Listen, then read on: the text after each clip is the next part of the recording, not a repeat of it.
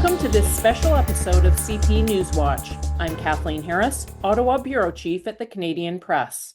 The eyes of the world remain fixed on Washington, D.C. as the Democrats and Republicans make their final sprint in the tight race to take the White House.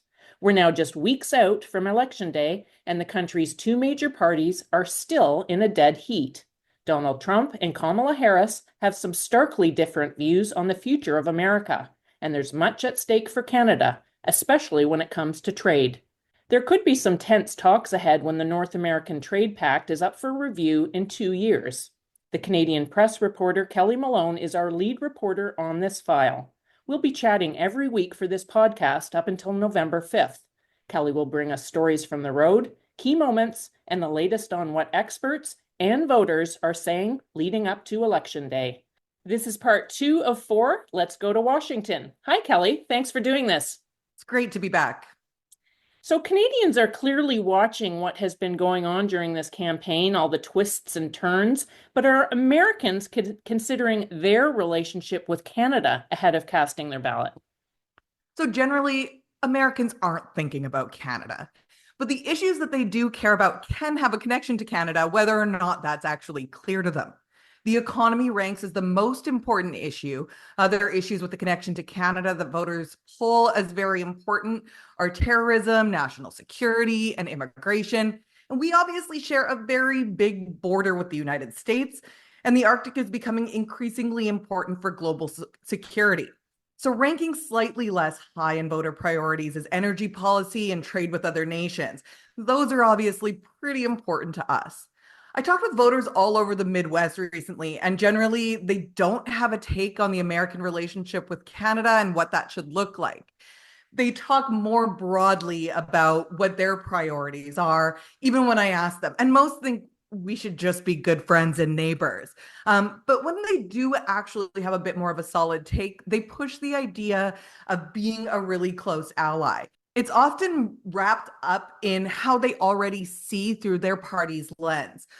So let's jump to Jeremy Washington. He's a 27-year-old who's originally from Georgia, but I talked to him at the Trump rally in Butler, Pennsylvania.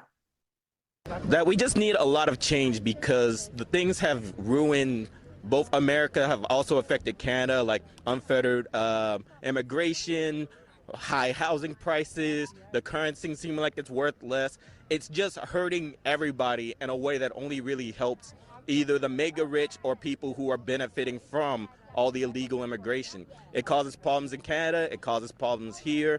So we just need to get to the actual truth and actually help both Americans and Canadians fix fundamentally the exact same problems, but they're trying to make it sound like they're very different. They are not. So interesting to hear that perspective from an American voter. So let's talk about where each party actually stands on its approach to trade with Canada. Let's start with the Republicans and Donald Trump. How are they stacking up? So the U.S. is Canada's closest neighbor, and it's our largest trading partner. Whoever wins the White House, like you said, will be in charge during the review of the Canada-U.S Mexico agreement in 2026. And that's a really critical trade agreement for our country.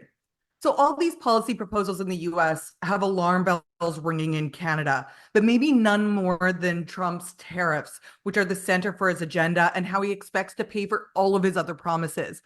Trump actually said recently that to him, the most beautiful word in the dictionary is tariff.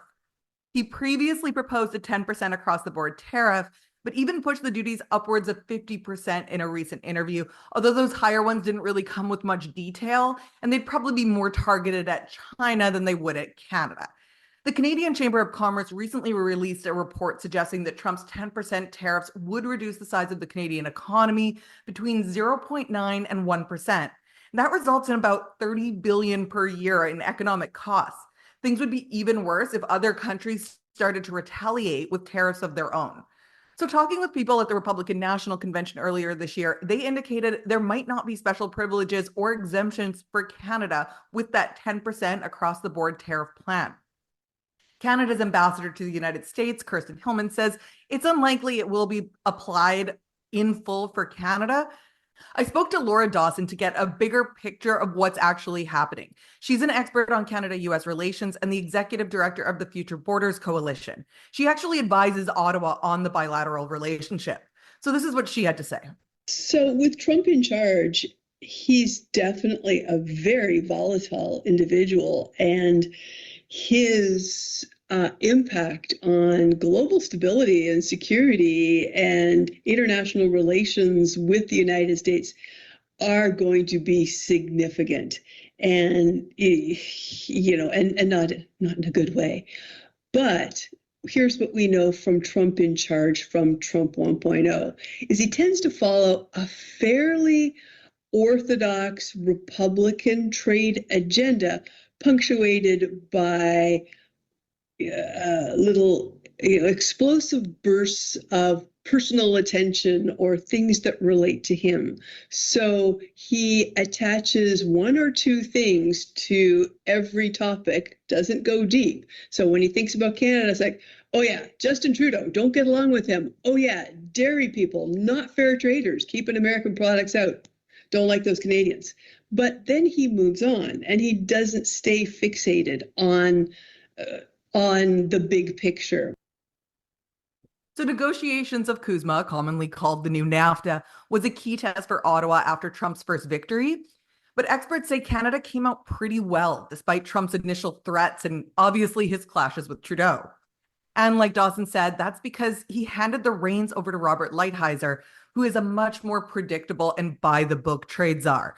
But obviously that trade agreement is up for review, and Trump has said while campaigning that he intends to push it further.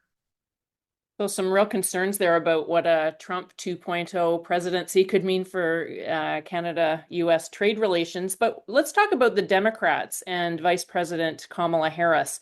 What is her team talking about when it comes to trade with Canada? So while Harris and Trump approach trade differently, both are selling protectionist policies that cause uncertainty for Canada. More than 77% of Canadian exports go to the US, and 60% of Canada's gross domestic product is from trade. So it's not the same in the other direction. Canadian businesses and governments are definitely trying to make the case for trade and for exemptions for Canada, no matter who wins. But experts say if Harris wins, there'll be more normal relations. And that's based on established patterns and rules that we've had for, 100 years. But Harris has also been campaigning on her vote against CUSMA, that's the trilateral agreement, and has said that if she becomes president, she too will push its review in 2026. As is expected, she's made these comments that show support of Biden administration's Buy America procurement rules while she is in manufacturing centers like Michigan and Pennsylvania. That kind of ideology and those kinds of messages play really well in those places. Another thing we can expect her to follow from Biden's time is probably around the environment. Biden kept many of the tariffs from Trump's first administration, and he also signed the executive order to revoke the permit for the Keystone XL, and that would have transferred oil from Alberta to Nebraska. So it's not smooth sailing just because it's Harris. So here's Dawson weighing in on what that will mean if she's elected. And so with a Kamala Harris presidency, we will see more of the sort of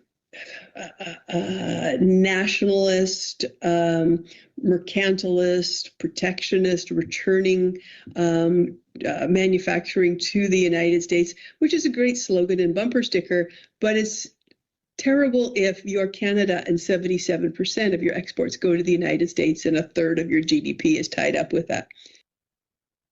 So some real concerns for Canada, no matter who wins the White House. So Kelly, what else will you be keeping an eye on in these final weeks of the campaign? Like I noted before, I'm looking into climate change, whether that's even a priority in this election. It's not polling that high amongst voters as, what they're thinking about when they cast their ballot, which is really different to Canada. And then I think also all of us here in Washington are waiting to see what is going to be the October surprise. Almost every election, something happens just before ballots go in. And so far, I think because this election's been so tumultuous, we're like, oh, is this it? Is this it? And nothing actually seems to be the big October surprise. So I'm keeping my eye out for just what that could be. Kelly, thanks for joining us for this special episode. Looking forward to next week as the race continues. I'm Kathleen Harris, Ottawa Bureau Chief for the Canadian Press. Thanks for listening. Don't forget to follow and subscribe. For more of today's top stories, visit thecanadianpressnews.ca.